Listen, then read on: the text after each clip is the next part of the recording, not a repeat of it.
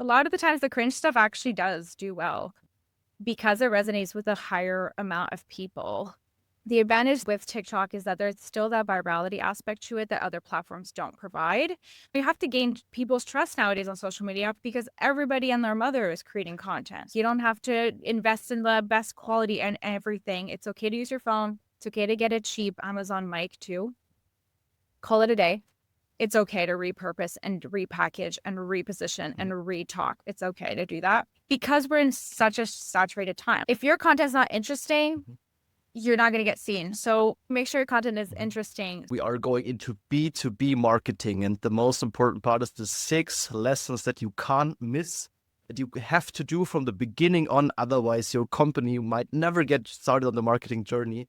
Tip number 1 for the beginner is to start with an organic strategy. You don't really want to put paid ads in motion just right away when you have no content to work off of first. The reason I say this is because we always see better success with ads when a company has an organic strategy first. So that's the first place that I would start. It's also the cheapest and quickest way to just get your name out there as a business. So tip number 1 for an organic strategy would be really to identify where your audience hangs out on the internet. Sometimes it's LinkedIn, sometimes it's YouTube, sometimes it's Facebook, sometimes it's Reddit, sometimes it's email, and sometimes it's all of the above, right? So you want to go ahead and diagnose exactly where your audience hangs out the most. What are they looking into on those platforms? What are they searching on those platforms? And from there on, you can move on to the next step. I hear over and over again is that like Shorts, TikTok, LinkedIn now has their own Shorts feed and Insta and so on. It's basically the format you should do because it works on all platforms now and they all kind of work similarly, that you don't need an audience per se in comparison to, I don't know, an Instagram profile, which isn't really worth anything without followers. Is that true? Does it also make sense in the B2B sense? Because this is something I'm seeing, especially a lot on LinkedIn, where people then do they do kind of market videos, short form videos for their company, but it gets super cringe because in a kind of professional context, it's often hard to create a video. It's all about how you approach it. Cadence, I would say, is also very important. Is creating content in general a bit cringe? I think it can be, but it doesn't mean that you shouldn't do it. I think it's a bit of a limiting belief that people put on themselves. You know, you don't want to put yourself out there. You're a bit shy. It is super cringe to kind of boast about all the things that you've accomplished. But at the end of the day, the only way for you to understand, first of all, what is cringe for you and what is cringe for your audience is just to write content or film content that you're going to publish across these platforms and see what resonates. You'll be surprised maybe to know a lot of the times the cringe stuff actually does do well because it resonates with a higher amount of people. But if it doesn't identify with you, then just find the type of content that you like to create that also resonates. You know, it's always a working balance. Now, to tackle the question of written content versus static content versus video content, what is the best approach? Typically, video is a very good approach to start, but it doesn't mean you need to do it all the time. You know, I've worked with people in the banking industry that create content through video, and they choose to do it at a lower cadence than maybe a content creator. So instead of publishing one video a week, they're publishing one video every 3 months, and they're identifying within that video the things that their clients should be doing for the foreseeable 3 months as a result of the market corrections from the previous 3 months. Do you understand what I mean? That's not cringe at all. That's very informative and educational. And they're not sharing that type of content so often that it annoys their audience. There's a fit for everybody in terms of content format. If you're somebody who's got an easier time writing content, you're really good with your words, then start with that. It's okay. If you're really shy on the camera, it's not worth it for you to do video. Writing is okay.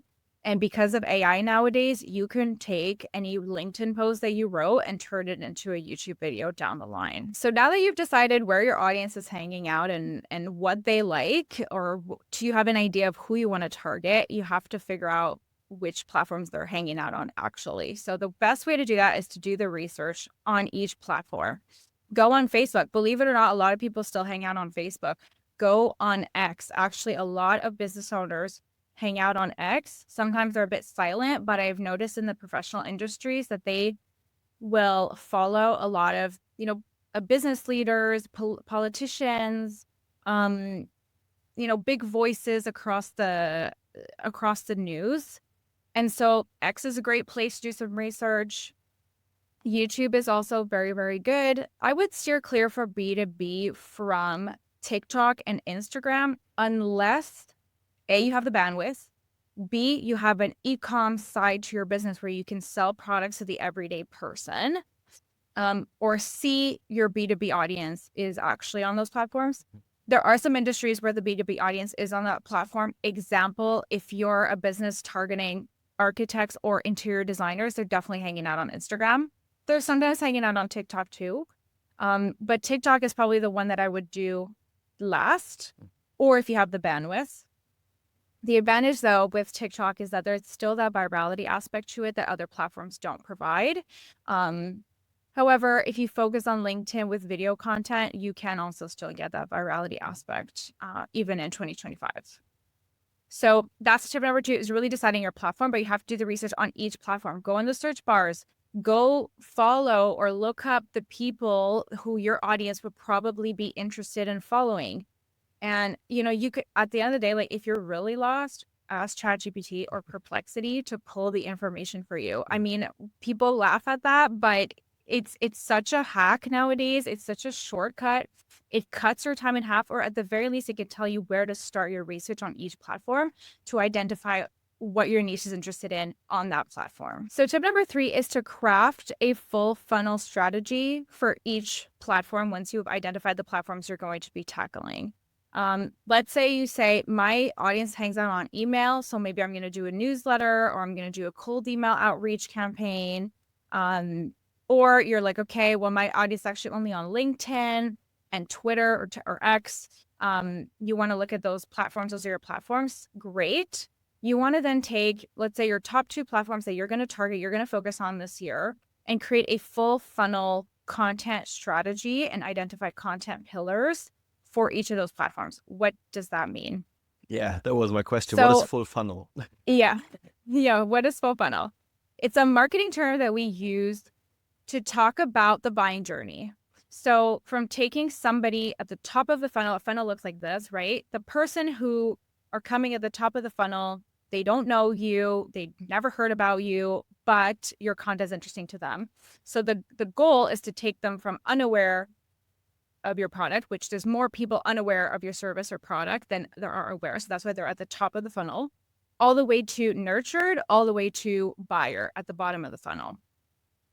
We split the funnel in 3 ways: top of funnel audience, middle of funnel audience, and bottom of funnel audience. So a top of funnel audience, as I mentioned a little bit before, is an audience that they don't know you. They don't know anything about you, but you want them to know about you. So you're creating content and identifying content pillars for your niche, for your industry, for your business that's going to reach an audience that doesn't know you.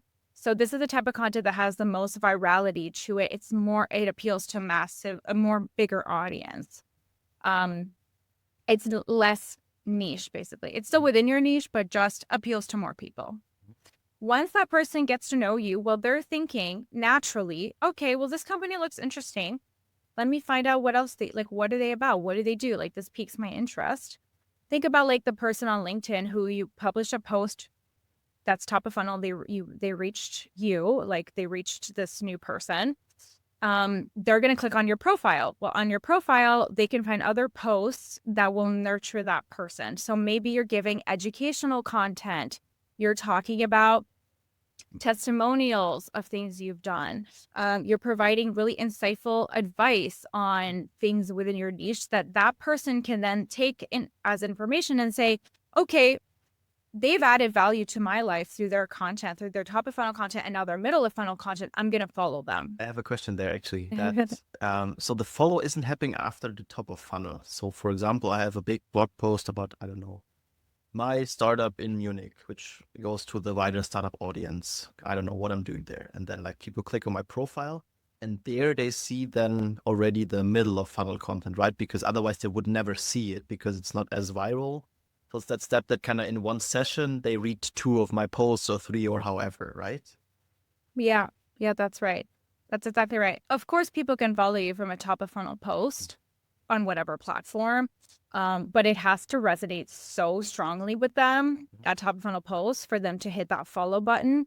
Otherwise, you need to continue to nurture them. And, you have to gain people's trust nowadays on social media because everybody and their mother is creating content. So how do you do that? By nurturing and by creating insightful content that they feel they can't get from anywhere else. That's what will get that person from, okay, I'm interested, to, okay, I want to follow and learn more what this person has to say.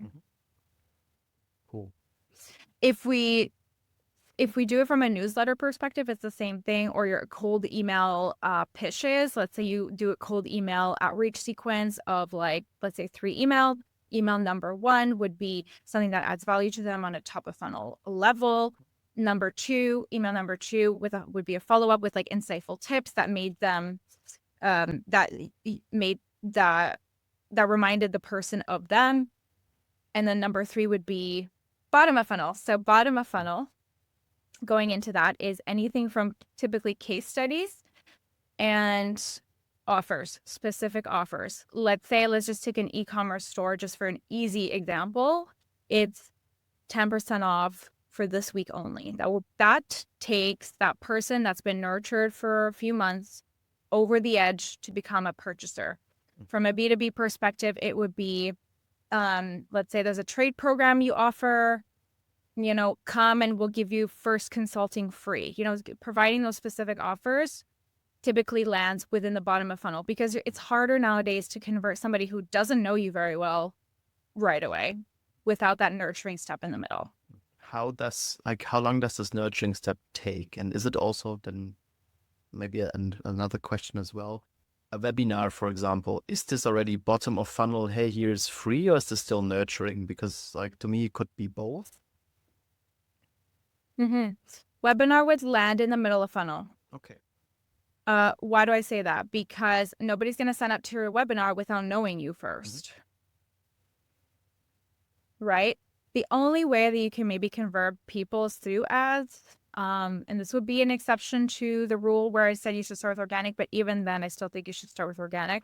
You could probably do a little bit of organic and a little bit of ads. So let's say you were launching an ad just for people to get to know you, like brand awareness, and then you were launching a retargeting campaign for anybody who engaged with your first ad to send them to your webinar. Within your webinar, that's your 1 hour to literally nurture them and educate them, give those tips that I was mentioning, giving value. And then often what people will do is, because you have their attention to do webinars, at the end of the webinar, because you've just provided value for an entire hour, you can give a bottom of funnel offer, especially because the people who have stayed till the end are clearly interested in what you have to talk about and what you have to sell. Cool. I see. Does that yeah, I don't think I answered your question in terms of like frequency. Yeah, like how long does, not frequency, but like how long does it take usually what you see, especially like in the B2B space? Usually we have longer sales cycles than like an impulse buy for 20 euros, let's say, for a product which is 10K plus.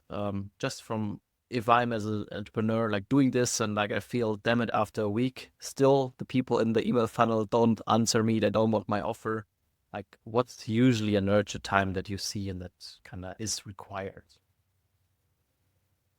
It depends on the niche. It depends on the content. It depends on the offer. If you're noticing your sales cycle is like 6 months or something like that, there's probably a problem with your offer messaging. Like your offer is just not resonating with people. It could be the best offer on the planet, but if you're not able to like convey that, people are just gonna like miss the boat on it. If your sales cycle, let's say you get somebody from interested to becoming a lead, like they want to book a call with you, or they want you to send them an email about more information. At that point, that's kind of like the social media of it all. That social media strategy did its job. It got you the lead. Okay. Then if you're getting on the sales call with them and you're not able to close, that's a different Problem. issue. I see. That is something else that you have to work on. Maybe your pitch, maybe your pitch is not refined enough. Maybe again, your pricing is off. I don't know, but that's a market research thing that you'd have to do. So typically, if your niche is unsaturated, where they've never been pitched or they don't have a lot of people creating content for them, we've seen leads become like people, like window shoppers become leads within a week. Oh, wow. But then from lead to purchaser, it's a different sales cycle, if you will. Okay, I see. Which is heavily dependent on the business, the offer, and how they pitch.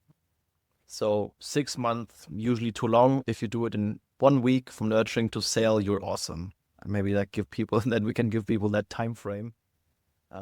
If they take longer than 6 months, usually sure, if you sell insurance, whatever, like super high ticket sales, it might even take longer than 2 years, whatever. But like for a normal, like a usual product that most companies do, if you are at the 6 month mark, maybe call Adrianna and have her help how to actually get this faster.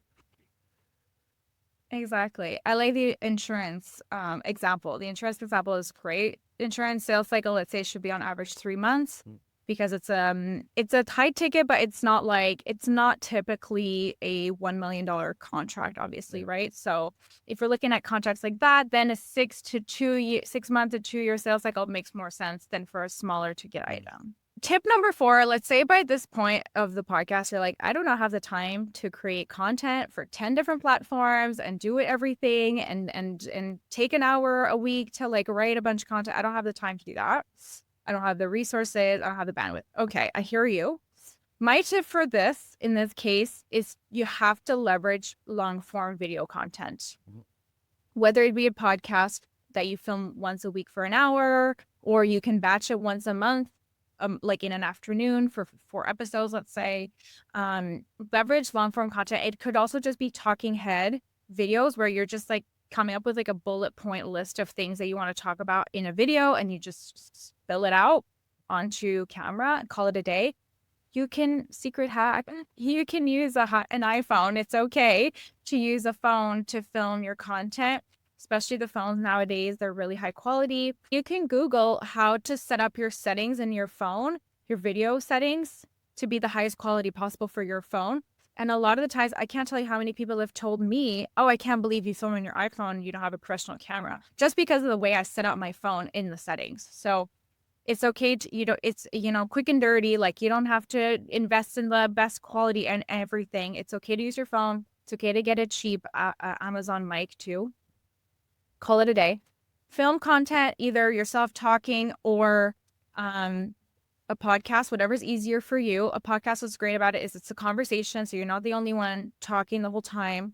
And it gives you a lot of content to work with because you can chop it up into multiple clips.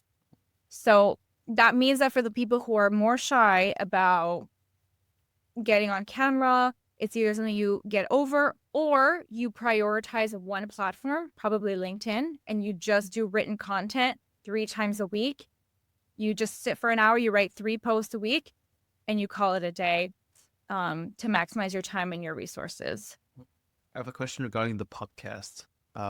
So what style would it be? Like, for example, if I imagine for my business doing interview podcasts, it's kind of hard to actually convey that I'm the expert or my company is the thing that you actually should buy, because I have changing guests, which also always try to sell their services. Otherwise, they won't be in the podcast. So what format do you usually choose for that? Yeah. So let's say, okay, also having guests takes more time to plan, right? So let's say you don't want to do the guest thing. Just get on the mic and ramble about a topic that you choose that day. Like, it could be something that you just discussed in a meeting earlier today that you thought was really interesting for your audience to look into, and just ramble about it. Give some actionable steps that people can take away at the end of their podcast, at the end of your podcast episode, and make sure you film it. I think you should film it. I think it's a missed opportunity for podcasts nowadays to only be listening. They should definitely be video, because that 1 hour of content that you're filming, that's like low maintenance, feels a bit like a meeting, if you will. can really be chopped up into so many different pieces of content thereafter. You can chop it up into short form content that then gets easily repurposed across multiple platforms. You can take snippets or quotes of what you said. You can like download the transcription and ask like Perplexity to create like as many little 3-sentence posts as possible, then use those and share them on other platforms. It's the quickest way to get bang for your buck, basically. So there with the content, you still would say more is better, right? So because I would assume if I take a podcast that I was talking or rambling into the microphone for an hour and then have like 30 tweets or 20 LinkedIn posts, the LinkedIn posts themselves can't be of that high quality, right? Isn't that like a bad idea then? Depends what you talk about. Okay. It depends what you talk about. If you're just rambling on about what you had for dinner, yeah, that's back content. Like nobody wants to hear what you had for dinner. But if you gave 5 actionable steps on how to, I don't know, let's just take a company let's say you're a dentist, okay? You sat down and you talked about how like the myth of not the myth but like the controversy in regards to flossing. Some dentists say you have to do it, some don't. You talk about the controversy in the first 10 minutes, and then for the following 10 minutes or the following whatever rest of the time you're creating content, you're filming the video for the podcast episode 4, you give actionable steps on how people can floss in a low maintenance way. Mm-hmm.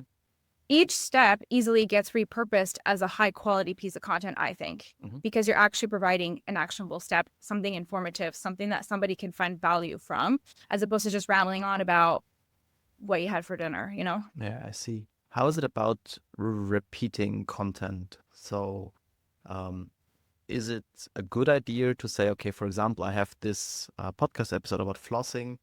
I talk about that for a long time and then actually create somewhat similar posts, which is possible with like ChatGPT, Perplexity, whatever.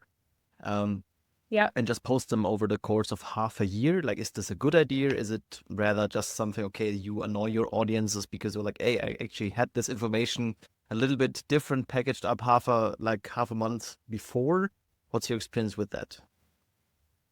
There's so much content being pushed on social media across all platforms every day, every hour.